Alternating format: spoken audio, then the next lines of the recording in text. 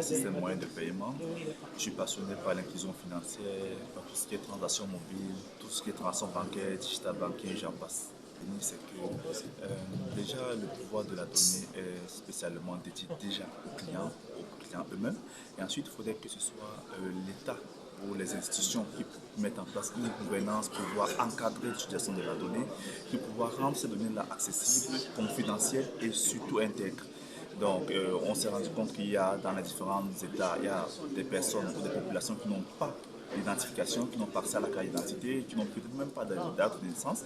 Et nous invitons le gouvernement à pouvoir mettre des structures, des infrastructures en place pour pouvoir aider ces populations-là à pouvoir accéder à ces différents documents et plus tard qui pourront être recensés dans les plateformes gouvernementales et dans tout ce qui est transactions bancaires. Et avec cela, le gouvernement pourra améliorer ses taxes, le gouvernement pourra améliorer ses collectes et ça sera pour le bien de toutes les populations et de l'État. Déjà, de manière intrinsèque, on a plusieurs types de consommateurs. Il y a des consommateurs qui savent exactement ce qu'ils veulent et des consommateurs qui ne savent pas ce qu'ils veulent. Et en fonction des données que nous prélevons chez le consommateur, avant d'arriver à ce point-là, je tiens à préciser que l'utilisation de la donnée arrive avant le digital. Okay? Déjà, bon, pour ceux qui sont chrétiens, vous vous souvenez dans la Bible, à un moment donné, Joseph et Marie s'en vont faire le recensement dans le pays où ils sont nés. Le recensement, c'est aller dire je m'appelle tel tel, je viens de tel endroit, je viens à tel endroit. C'est déjà une utilisation de données.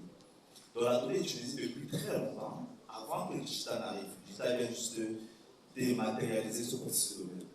Maintenant, avant le digital aussi, on arrivait encore à pouvoir spécialiser les différents services à des clients en fonction des données qu'on recevait.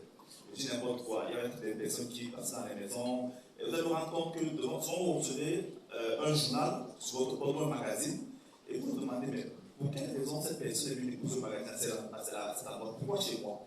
Parce que c'est tellement la personne a vu que vous êtes passé dans un endroit où vous avez regardé le magazine, vous êtes passé dans un supermarché, vous avez apprécié, et au fur et à mesure, ceux qui répondent favorablement à la réception du magazine et ceux qui ne répondent pas, avec du temps, on commence à améliorer la donnée. Et ça, c'est hors digital, qu'on parle encore de tout ce qui est physique.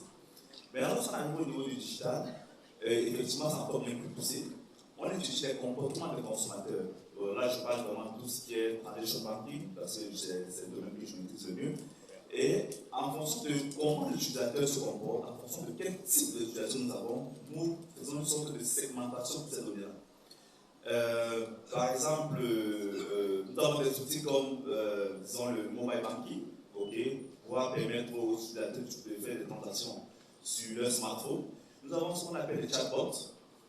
Les chatbots, c'est sur WhatsApp, sur Instagram, sur Facebook et tout ce qui va avec. Et nous avons ce qu'on appelle le web banking.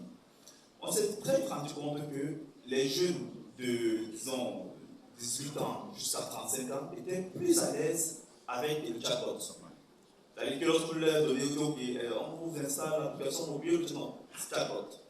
Et ceux qui sont les middle, entre 35 ans, 45 ans, ils sont plus à l'aise avec l'appli mobile. Et les vrais professionnels sont plus à l'aise avec le web, parce qu'ils sont généralement tout le temps sur l'ordinateur, ils peuvent voir les choses en main. On va dire peut-être que la vue commence un peu à baisser au-delà de certains niveaux. Donc, en gros, c'est en fonction du type d'utilisateur que nous avons, nous avons des données que nous prélevons sur ces utilisateurs-là et nous proposons des services dédiés à chaque segmentation. D'accord. Très bien. Peut-être pour répondre à la question de manière initiale, il faut distinguer de manière générale, je ne peux pas d'un service particulier, différents cas de figure. D'une part, rappeler que qui est propriétaire de la donnée. Et très souvent, c'est la personne elle-même, l'utilisateur, l'usager, le client, qui est aussi propriétaire de ses propres data. Donc c'est important parce que derrière, il y a des questions de valorisation, et ce n'est pas neutre. Deuxièmement, oui, la donnée peut servir à faciliter l'expérience client. Ça, c'est clair. C'est bien pour les entreprises qui proposent des services, ça, c'est partie du jeu.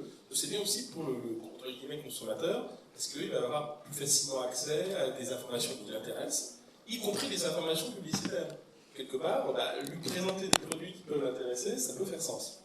Après, là où il y a une limite, elle est plus pour moi d'ordre éthique, déontologique, c'est toujours enfermer l'utilisateur dans des données que l'algorithme va estimer être bon pour lui. Et c'est là où ça peut poser des problèmes. C'est un des défauts aujourd'hui qu'on reproche à l'algorithme de Netflix, qui, une fois qu'il vous connaît, propose toujours le même type de contenu. Alors les gens ne sont pas monocéphales, enfin je pense pas, ils peuvent avoir plusieurs choix, plusieurs goûts différents, et ça, les algorithmes aujourd'hui encore ne sont pas aussi bons pour faire sur cette différence-là. Là où ça pose encore plus de problématiques, c'est sur notamment les réseaux sociaux, où finalement vous êtes à la fin enfermé dans une boucle des gens qui pensent la même chose que vous. Et notamment sur le point de vue politique, l'échange et débat d'idées, et ça on voit que c'est aujourd'hui un des très gros problèmes aux États-Unis, où les républicains ne parlent qu'aux républicains, les démocrates qu'aux démocrates, et il n'y a plus de débat. Et ça, c'est une des limites de l'exercice. Et c'est pas une... Et c'est d'où la question qui est aussi déontologique et éthique, je pense.